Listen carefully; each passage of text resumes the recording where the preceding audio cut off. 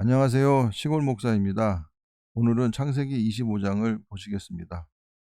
25장에서는 아브라함이 175세의 생을 마감하는 장면을 보실 수 있고, 이스라엘 12지파의 아버지가 되는 야곱이 태어나는 장면과 야곱의 쌍둥이 형인 에서가 장자의 명분을 파는 장면 또한 보실 수 있습니다. 1절 보시겠습니다. 아브라함이 후처를 맞이하였으니 그의 이름은 그두라라.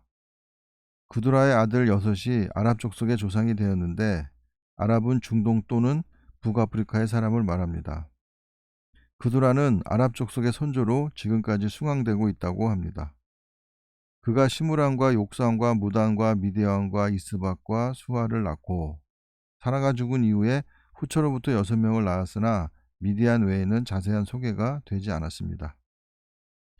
욕산은 스바와 드단을 낳았으며, 드단의 자손은 아스루 족속과 루두시 족속과 루음미 족속이며, 여기 아수르 족속은 북이스라엘 패망시킨 아시리아 족속을 얘기하는 것이 아닌 다른 족속을 말을 하고 있습니다. 미디안의 아들은 에바와 에벨과 한옥과 아비다와 엘다아니니 다 그두라의 자손이었더라.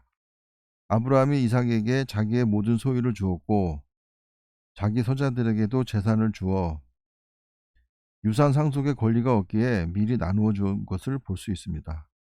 자기 생전에 그들로 하여금 자기 아들 이삭을 떠나 동방, 여기 동방은 광적인 의미로 아라비아를 말합니다. 곧 동쪽 땅으로 가게 하였더라.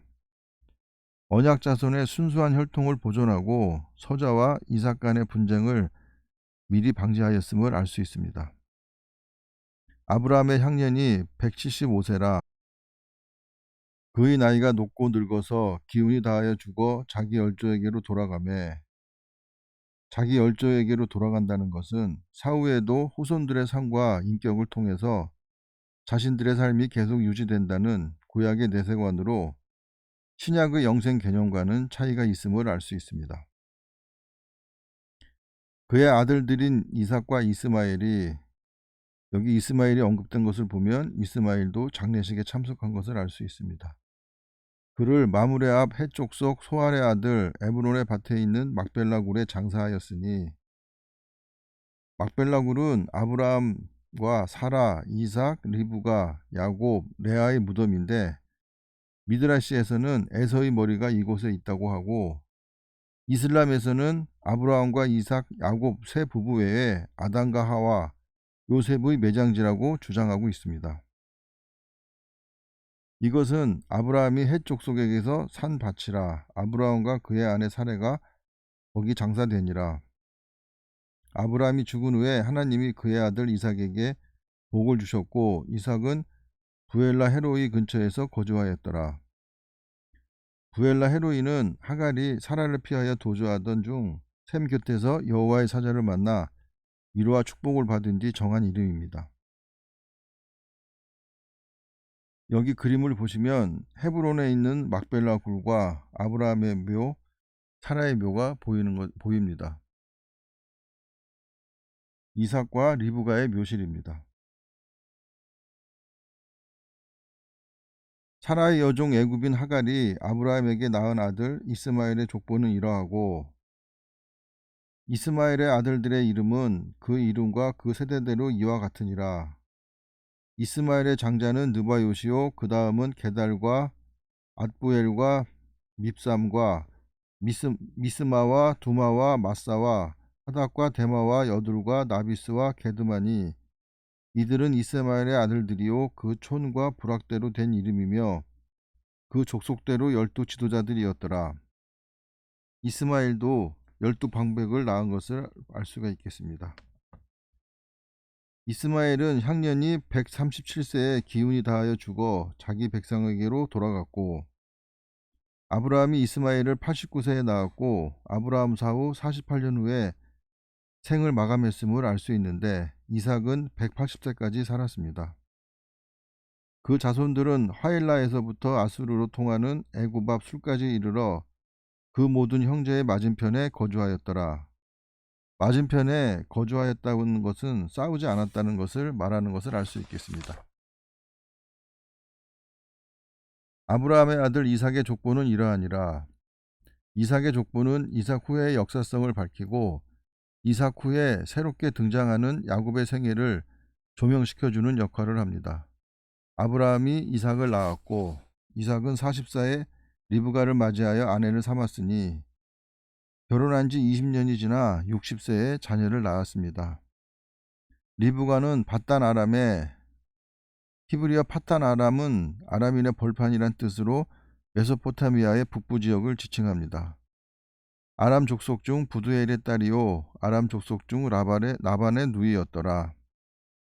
이삭이 그의 아내가 임신하지 못하므로 그를 위하여 여호와께 간구하매 여호와께서 그의 간구를 들으셨으므로 그의 아내 리브가가 임신하였더니 하나님의 은총이 지연되는 10년을 견디지 못하고 첩을 얻은 아브라함과 비교가 됩니다.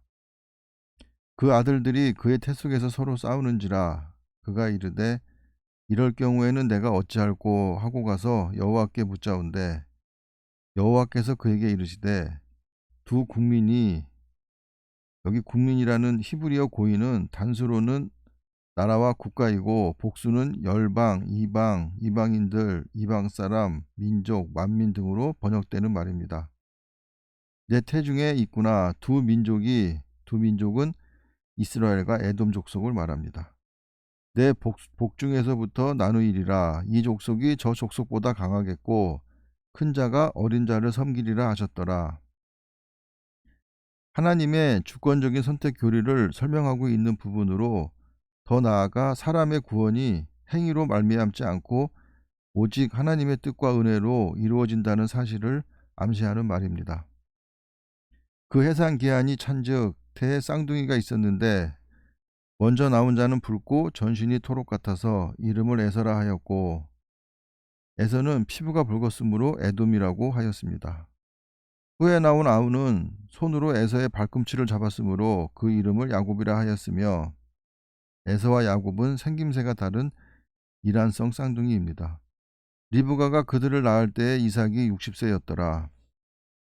그 아이들이 장성함에 에서는 익숙한 사냥꾼이었으므로 들사람이 되고 야곱은 조용한 사람이었으므로 장막에 거주하니 같은 부모 아래서 자랐는데도 성격과 체질이 다른 것을 보면 선천적인 성품이 있는 것 같습니다. 이삭은 에서가 사냥한 고기를 좋아하므로 그를 사랑하고 리브가는 야곱을 사랑하였더라. 이러한 부모의 편애가 자녀에게 끼친 영향을 두 아들의 생애와 그 후손의 역사에서 볼 수 있습니다.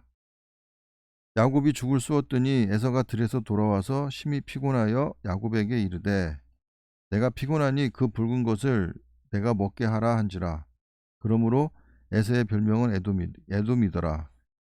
본래의 붉은 피부에다가 이 붉은 팥죽 사건이 결정적 계기가 되어서 이후 사람들은 그를 불다라는 뜻을 지닌 에돔이라고 불렀습니다.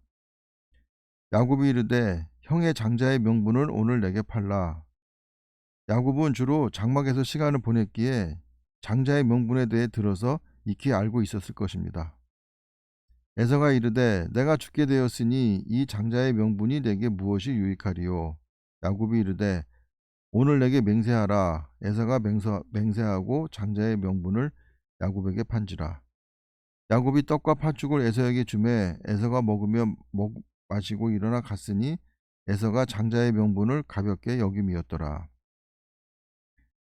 팥죽 한 그릇에 장자의 명분을 판 것을 히브리서에서는 망령되었다고 표현하였고 장자의 명분을 경홀히 여긴 에서의 자손들은 결국 예수님 오시기 전에 전멸하였음을 알 수 있습니다. 장자의 명분을 가벼이 여긴 에서의 삶과 그의 후손이 받은 저주의 삶은 아브라함과 이삭의 복받은 삶과는 차이가 있음을 알 수 있습니다. 오늘을 살아가는 우리는 아브라함과 이삭의 순종의 삶을 본받음으로 아브라함과 이삭이 누렸던 복을 누리는 그런 사람들이 되어야 하겠습니다. 감사합니다.